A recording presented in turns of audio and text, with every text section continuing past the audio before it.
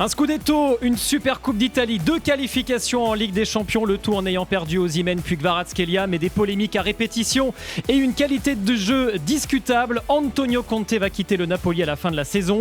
Le manager italien sera-t-il regretté par les tifosi napolitains? On en débat dans l'After Italie. RMC After Italie. Jérôme Sillon. Salut à tous, bienvenue dans l'After Italie. Vous nous écoutez, vous nous regardez sur toutes les plateformes et notamment sur la chaîne After Télé. Pensez à vous abonner pour ne rater aucun épisode. Chaque semaine, on part à la découverte des clubs, des joueurs, des histoires du football italien avec notre drôle de dame, Daniele Manussia. Ciao Daniele. Ciao Jérôme, ciao Loïc, ciao tout le monde. Belle casquette Daniele. Ah ouais. Merci, vous pouvez la trouver sur le site en vente. Ah ouais, Je crois que c'est afterfood.shop, un truc comme ça, il me semble l'adresse. On va la retrouver d'ici la fin de l'émission. Loïc Moreau, il est là. Et il y a Salut ça Lolo. aussi. ça va? Ça va et toi? Ouais, ça va. Et avec Anzo également, supporter du Napoli. Salut Anzo.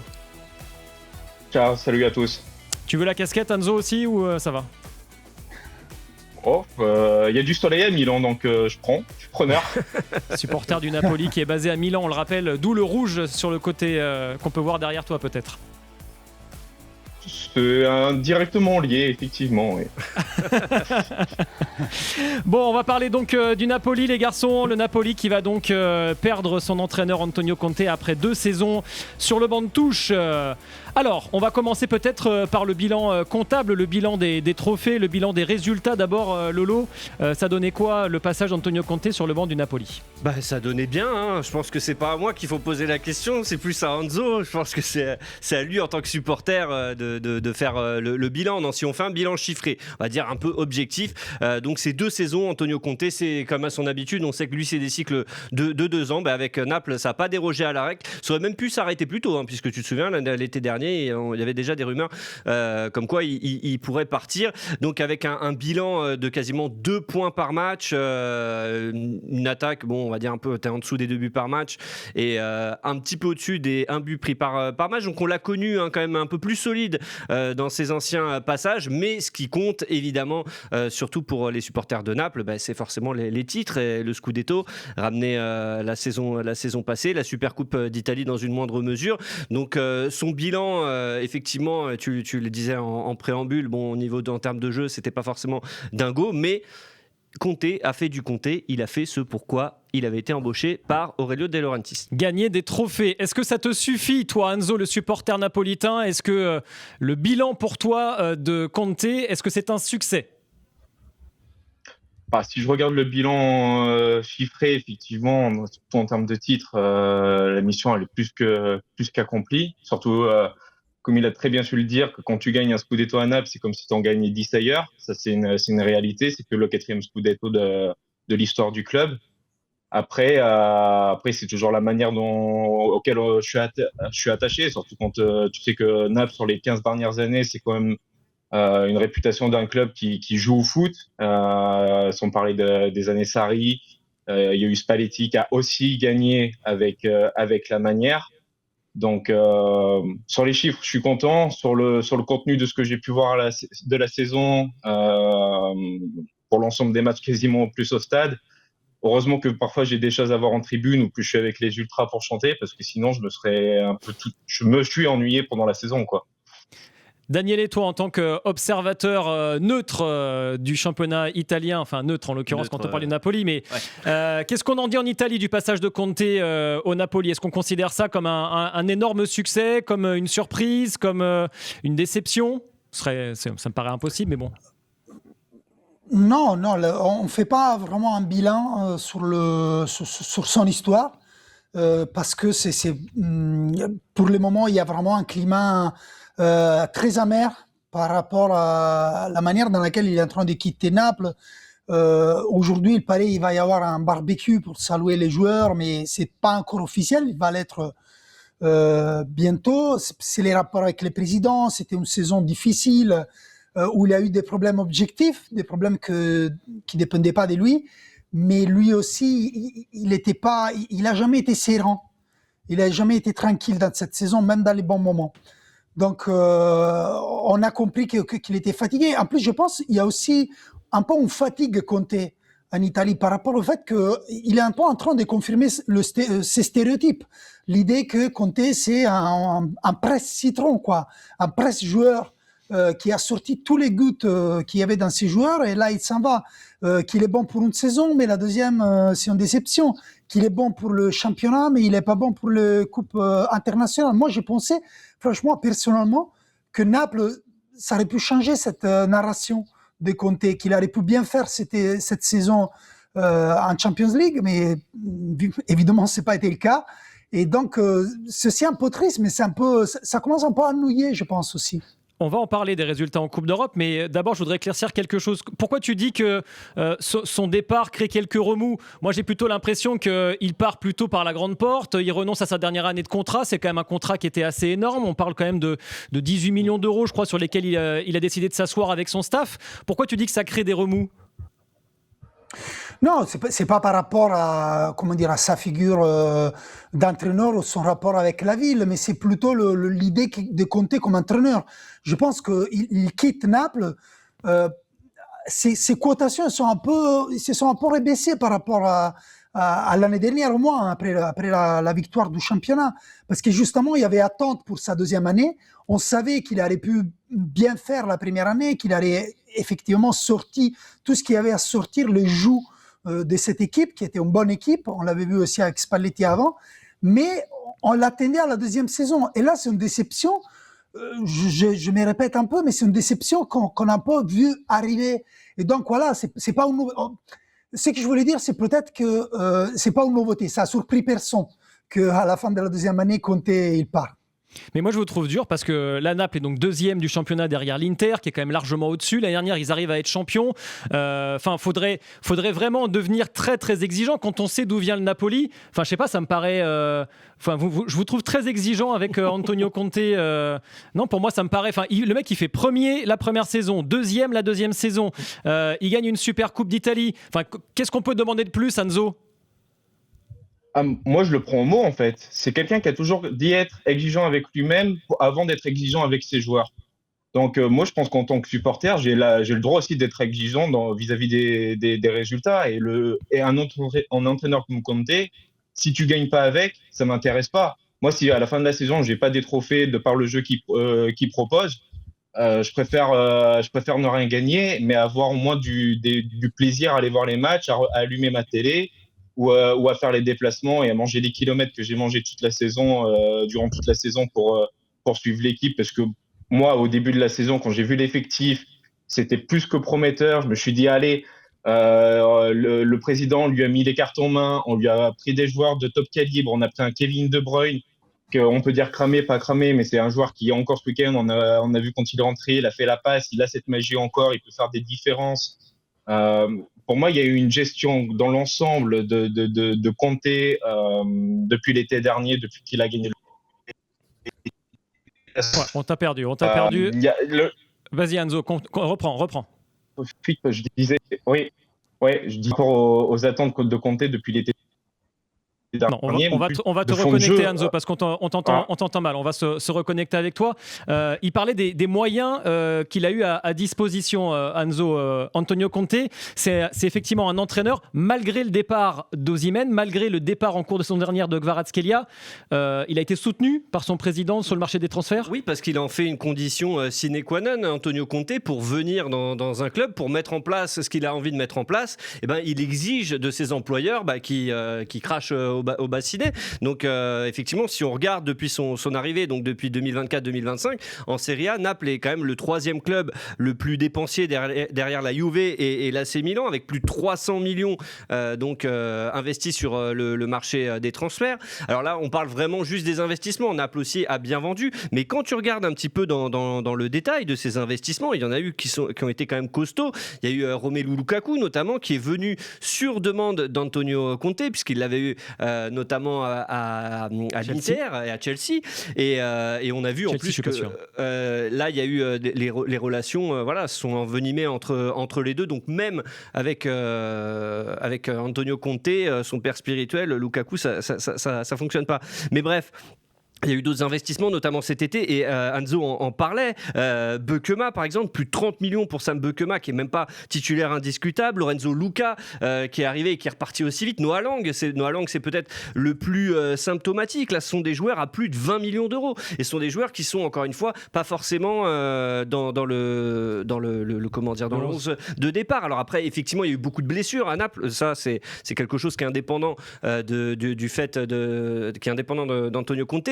Mais effectivement, l'argent investi, il n'a pas permis, si tu veux, de développer une équipe qui derrière, où tu te dis, bah ouais, la saison prochaine, ça va forcément aller mieux. Scott McTominay, il était transformé l'année dernière, il a été élu meilleur joueur de Serie A. Cette année, c'était plus compliqué pour lui. Donc ouais, c'est le problème, c'est ce qu'on reproche à Conte un petit peu toujours, c'est d'arriver, de demander des investissements massifs qui sont de son fait à lui, c'est-à-dire il fait ses commandes et derrière le club suit, mais de pas forcément laisser une équipe tu vois, bonifiée après son passage. C'est un joueur qui a quand même bonifié, qui a magnifié même quand même Scott McTominay. Lolo en parlait à l'instant. Daniele, c'est vrai que personne ne pensait que Scott McTominay, après son passage à Manchester United, enfin sa formation même à United, atteindrait le niveau qui a été le sien la saison passée. Et même cette saison, même s'il est peut-être un peu moins fort, ça reste quand même un des meilleurs joueurs de Serie A. Oui, bien sûr. Il a été blessé aussi cette saison et il fait partie des joueurs qui ont manqué à compter, qui a dû beaucoup changer ses systèmes. Et McTominay, l'année dernière, il faut se rappeler, il était arrivé à dire que peut-être dans les années de Manchester, il avait été misprofiled, c'est-à-dire il avait mis un peu dans la cage ratée. Ils avaient pensé que c'était un joueur défensif, lorsque c'était un joueur offensif. Conte, il a vraiment exploité tout son potentiel. Cette année, il a bien fait. Au début, il faut se souvenir aussi, le Naples a gagné les premières 5 matchs d'affilée, je pense, les premières 5 matchs. Naples était parti pour gagner la deuxième fois de suite les championnats. Et aussi, grâce au mercato dont on a parlé, on pensait qu'au moins, ça aurait été difficile pour l'Inter d'aller leur arracher le Scudetto. Et en plus, il y avait la Champions League. Bien sûr, on se disait peut-être la Champions League va enlever des énergies au championnat. Quand ils sont sortis au premier barrage en Champions League, on s'est dit, bon, Naples, sans la Champions League, ils vont aller mieux en championnat. Et en fait, non, c'était un peu un paradoxe dans Naples qui allait les pires dans les moments où il y avait plus de joueurs à disposition, où Conte, il avait plus de choix. Quand il a eu moins de choix, il a pris des décisions fortes, il a changé des systèmes, mais il a toujours trouvé les solutions. Quand il avait le choix, il s'est un peu compliqué la vie. Mais oui, il y a des belles histoires dans ces Naples-là. Il y a des joueurs qui ont exploité leur potentiel, qu'il a amélioré. Il y a du potentiel dans cette équipe. Je continue à penser. Il y a beaucoup de gâchis. Loïc, il a bien fait de rappeler Noah Lang, mais il faut rappeler aussi Kvaratskhelia. Il n'est pas parti et Conte ne s'est pas arraché les cheveux quand il est parti. Là aussi, c'était un joueur qui était bien sûr le meilleur joueur du championnat italien, mais Conte, il n'arrivait pas à le faire bien jouer comme avant. Donc, quand il est parti, on s'est dit aussi, bon, peut-être c'est bien pour tous les deux. Et effectivement, Conte, il a bien fait aussi avec, sans Kvaratskhelia, mais avec David Neres. Donc, c'est vraiment une histoire très compliquée, celle de Conte à Naples, qui laisse du bon et des mauvais souvenirs aussi. Allez, dans un instant, on va continuer. On va comparer d'ailleurs Antonio Conte avec ses prédécesseurs sur le banc napolitain. Puis on va se projeter également sur la suite et pour Conte et pour le Napoli. À tout de suite. On est de retour dans l'After Italy, toujours avec Daniele Manussia, avec Loïc Moreau et avec Anzo, supporter du Napoli. On parle du bilan d'Antonio Conte sur le banc napolitain, puisque le manager, après 2 saisons passées et un Scudetto remporté, va quitter la Campanie à la fin de la saison. Alors, Antonio Conte s'en va, mais pour tirer vraiment le bilan de ces 2 années passées sur le banc napolitain, Lolo, tu t'es amusé à regarder et à comparer son niveau de performance avec ses 2 prédécesseurs. Ça donne quoi ? En fait, on a fait on l'a comparé avec tous les entraîneurs depuis Walter Mazzarri. Mais il s'avère qu'effectivement, il y a un top 3 dans ces entraîneurs qui ont performé. Et sans surprise, il s'agit de Maurizio Sarri, Luciano Spalletti et Antonio Conte.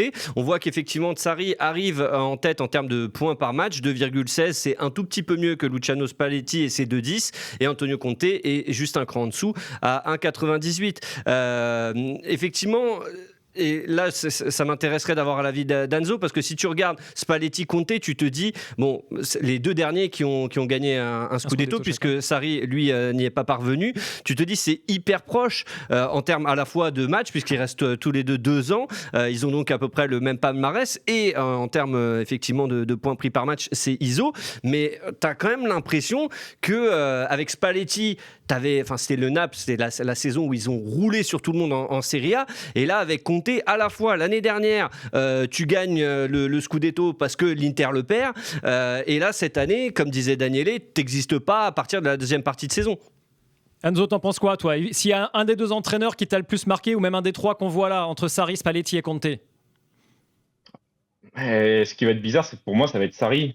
Ça va être Sarri parce que avec les joueurs qu'il avait à disposition, il avait un Kalidou Koulibaly, il avait un Fawzi Goulam, il a eu l'idée de reprendre Mertens après la blessure de Milik, de le faire jouer faux numéro 9, et Mertens qui est devenu meilleur buteur de l'histoire. La fameuse phase de jeu insignée pour Calderon au deuxième poteau.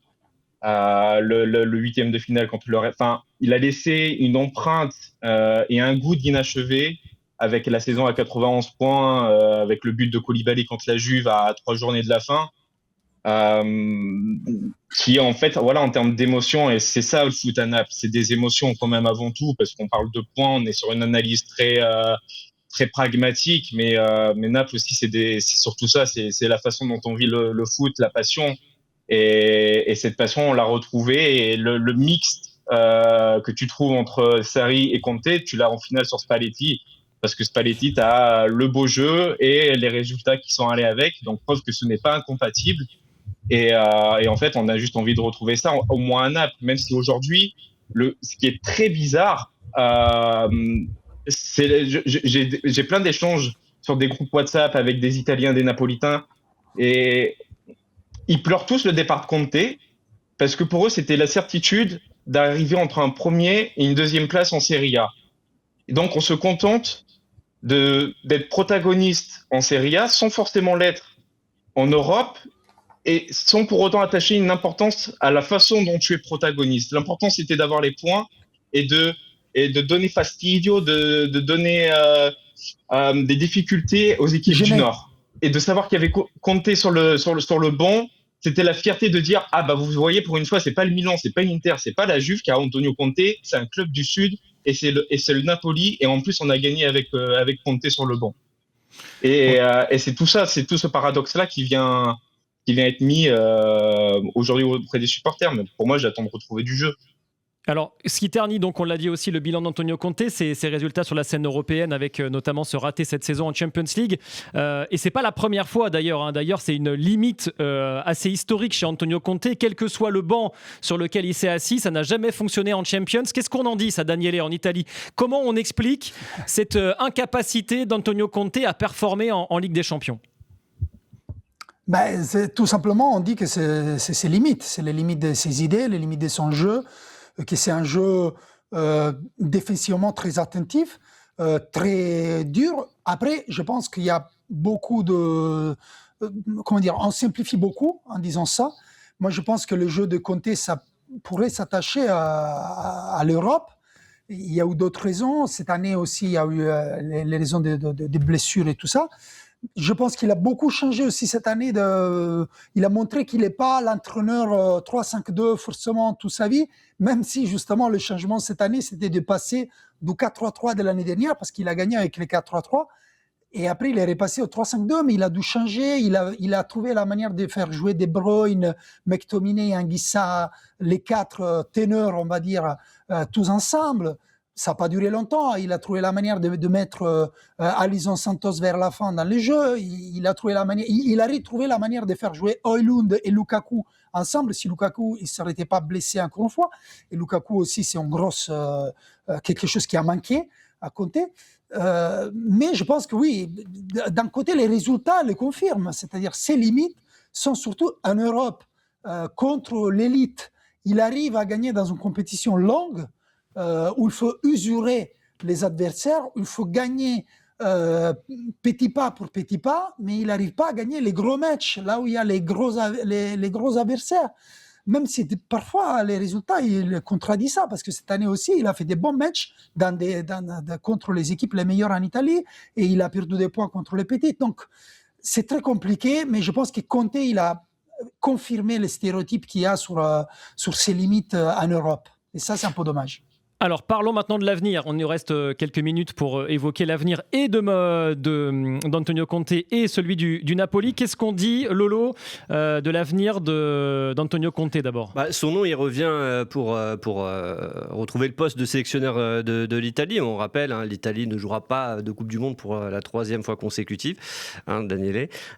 Et du coup, il y a un sélectionneur. Ouais, c'était vraiment pour enfoncer le clou. Remuer le couteau dans la plaie. Et du coup, Antonio Conte fait partie des 2 noms avec Max Allegri, les plus chauds qui reviennent. Là, ces derniers jours, notamment du côté de la Gazzetta, ça annonçait effectivement son retour. Et puis après, pour le remplacer à Naples, bon là, c'est un peu comme à chaque départ d'un entraîneur en Italie, t'as à peu près c'est pas une short list, c'est une longue liste, tu vois, d'à peu près une quinzaine de noms. Mais le nom le plus chaud, c'est celui de Maurizio Sarri, qui a donc déjà entraîné Naples entre 2015 et 2018. Anzo l'a rappelé. Ça marche les comebacks en Italie ou pas, quand on rappelle, parce que c'est pas la première fois, c'est même quasiment comme une sorte de consanguinité là, les mêmes qui à chaque fois se changent de banc de touche.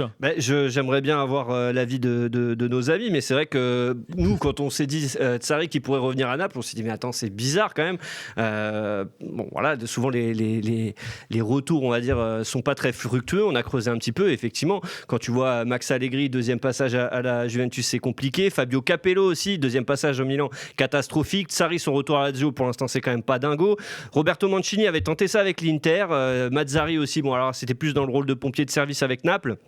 Même Arrigo Sacchi et Giovanni Trapattoni, les entraîneurs historiques, avaient tenté respectivement avec Milan et la Juve. En fait, en gros, il y a que Marcello Lippi quand il revient à la Juve et Luciano Spalletti, son 2e passage à la Roma, où on s'est dit voilà, là c'est une exception qui fonctionne. Mais franchement, je sais pas ce qu'en pensent Anzo et Daniele, mais Sarri de retour à Naples, moi ça me fait de la peine limite.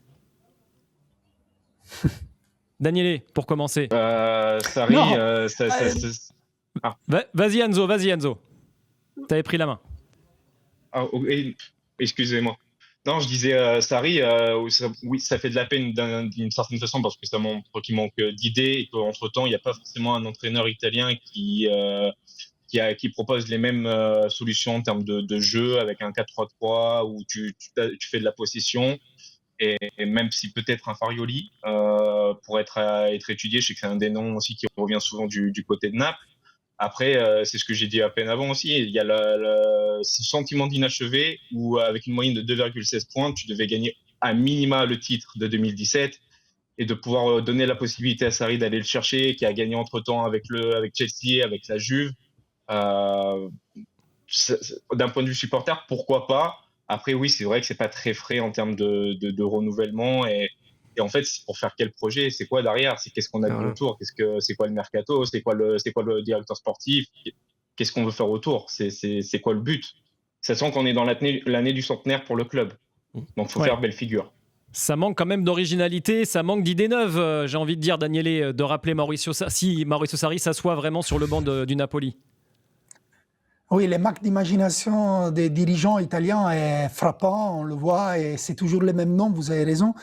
Et surtout, c'est toujours les mêmes noms de gens qui jeunissent pas, qui vieillissent. Ça devient une gérontocratie en Italie. Sarri, on a vu les photos de quand Sarri était à Naples. Si on regarde les photos d'aujourd'hui, ça change beaucoup son aspect. C'est quelqu'un de très fatigué, donc je vois vraiment pas comment ça peut. Son jeu, il a vieilli aussi. Et on le voit semaine par semaine à la Lazio. Le jeu de Conte, il avait vieilli quand il était revenu en Italie. Parce que lui aussi, c'était un comeback. Il serait un comeback aussi sur le banc de l'équipe italienne. Donc, il n'y a que des comebacks. Comme si on avait un passé glorieux à ressortir de la boîte. Notre passé glorieux, ils sont morts peut-être, les entraîneurs à appeler. Donc, il faudrait essayer quelque chose de nouveau. Mais il y a des différents noms. Il y a Italiano, je ne sais pas si on l'a dit, mais je pense qu'on n'a pas le courage en Italie. Il n'y a pas le courage de se dire on va risquer. Et c'est vrai qu'une équipe comme Naples, ils ont fait beaucoup d'investissements Et c'est vrai ce qu'il a dit Enzo, il faut gagner, il faut essayer de gagner, mais c'est vrai aussi qu'il ne faut pas revenir à lutter pour la 5e, 4e place, parce que là, ça serait gravissime pour De Laurentiis de perdre de l'argent. Il ne faut pas toucher aux poches des présidents italiens. Un dernier mot peut-être, Enzo. Qu'est-ce qu'on en sur le mercato des joueurs, qui va rester, qui va partir, quelles sont les tendances dans l'effectif napolitain? Déjà, il y a eu la bombe début de semaine d'un pseudo-journaliste, je ne sais pas comment tu le qualifierais, Daniele, Corona, qui a lâché une bombe sur le vestiaire avec Meret qui aurait payé pour faire sortir des informations sur Conte, tout ce genre de choses, et avec des joueurs justement en fin de contrat, Léon Guissa, Lobotka, Rarmani, tous les piliers du club des 3-4 dernières années, ou en tout cas des joueurs qui ont gagné le Scudetto, qui auraient œuvré en coulisses pour faire partir Conte, et qui menaçaient de ne pas renouveler si Conte restait sur le banc. Donc, est-ce qu'on veut garder des joueurs qui ont eu cet attachement vis-à-vis de l'entraîneur? Je ne sais pas. C'est des joueurs qui ont gagné, donc ça sera toujours difficile. Après, ce que j'aimerais, c'est un peu rajeunir l'effectif, parce que tous ces noms-là, c'est vieillissant. Politano, Spinazzola, Ramanis a plus de 30 ans, Lobotka aussi a passé les 30 ans.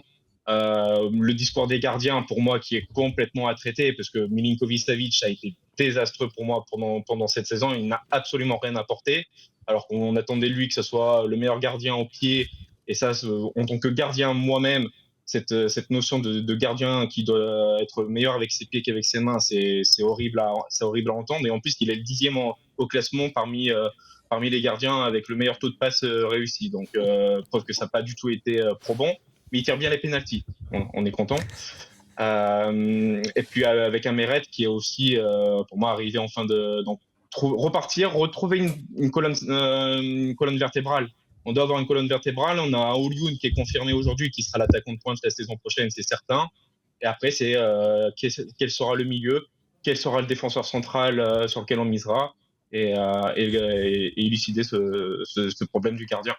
Bon, on a quand même l'impression qu'il va falloir rajeunir cet effectif-là, effectivement, et ça dépendra aussi beaucoup de la philosophie et du choix de l'entraîneur. Merci Enzo, merci Daniele. Voilà ce qu'on pouvait dire sur le départ d'Antonio Conte à venir, à confirmer du Napoli. On va surveiller évidemment tout ça durant tout le mercato estival en Italie. On se retrouvera évidemment l'année prochaine pour un dernier épisode de la saison de l'After Italy. D'ici là, vous pouvez nous écouter évidemment en podcast, en téléchargement sur toutes les plateformes. Salut à tous et à la semaine prochaine. Ciao. RMC After Italy.